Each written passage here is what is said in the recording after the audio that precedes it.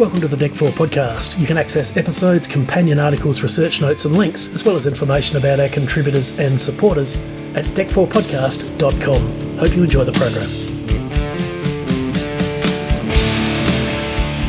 MGM at that point, rather conveniently in the context of the film, was owned by the same mogul that owned the International Hotel, Kurt Kerkorian. He had placed in charge of MGM James T. Aubrey, the Smiling Cobra. I looked him up, and quite a guy, almost like the big guy that you bring in to fix things up, and he wasn't there for very long, but he was ruthless. But James Aubrey actually became quite notorious in Hollywood circles for selling off the MGM backlot and also auctioning many of the props from the classic films. This is from filmreference.com. The struggles of the decade. These struggles culminated in 1969, a year in which MGM posted its biggest ever loss, $35 million, and was taken over by Las Vegas mega developer Kurt Kerkorian. Now here's where it specifies how MGM's predicament was a little different.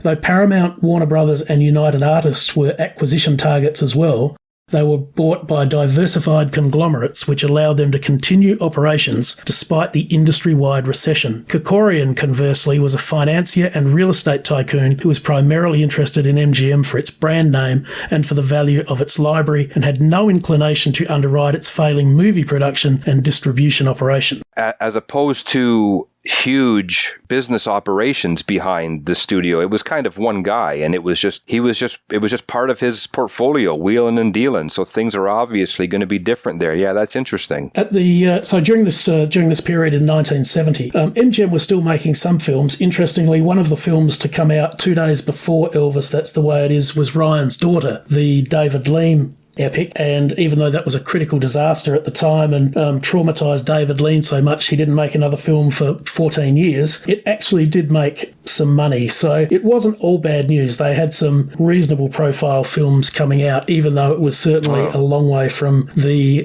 one movie per week that they were releasing in the golden era of the studio system. So to move on and actually get to the film, there's some very interesting people actually behind the film that you don't really realise are there until you really go and look for them. So obviously we'll get to Dennis Sanders in some detail, the director. Is there anyone in particular behind the scenes that attracted your attention?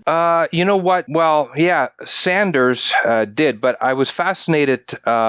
Lucien Ballard, the director of photography, whose name shows up, all through Hollywood history. I thought that was fascinating. Maybe mostly because such a craftsman, and I've never really thought of That's the Way It Is, essentially a documentary, essentially a concert film, as even having a director of photography, as even giving me interesting images and whatnot. But to have used such a heavy hitter for that indicates that there was an intent, at least, to make a pretty good film.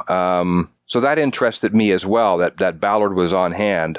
You think that perhaps a director of photography for a documentary, maybe wouldn't even be a thing. The director has a vision and he grabs the camera and shoots what he wants. But that I thought was interesting. Yes, and another interesting gentleman that doesn't actually get a screen credit is Herbert F. Solow. He has rather an interesting pedigree as well. Now, at the time of Elvis, That's the Way It Is, he was vice president in charge of motion picture and television production for the MGM UK and US operations. And before working at MGM, he worked at Desilu for Lucille Ball, and he successfully pitched Star Trek to NBC.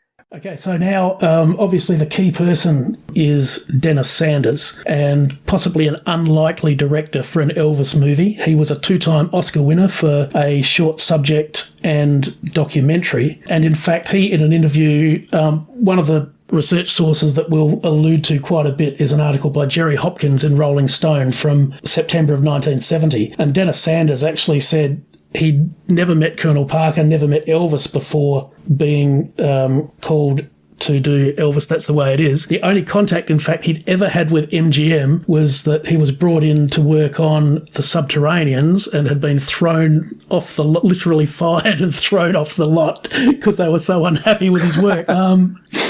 But he obviously had a pretty remarkable career outside of making Elvis, That's the Way It Is.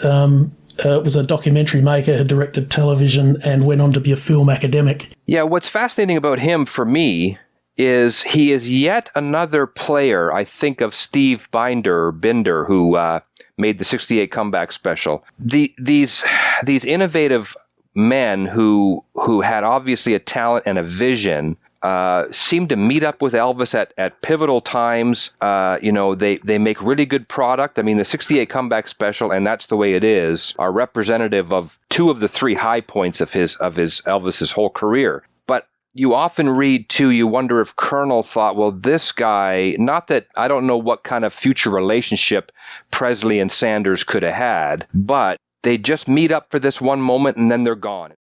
So it's interesting too, earlier I just alluded to this article by Jerry Hopkins from September the 17th, 1970 in Rolling Stone. Now, Jerry Hopkins was an Elvis biographer. He wrote Elvis in 1971 and Elvis the Final Years in 1981.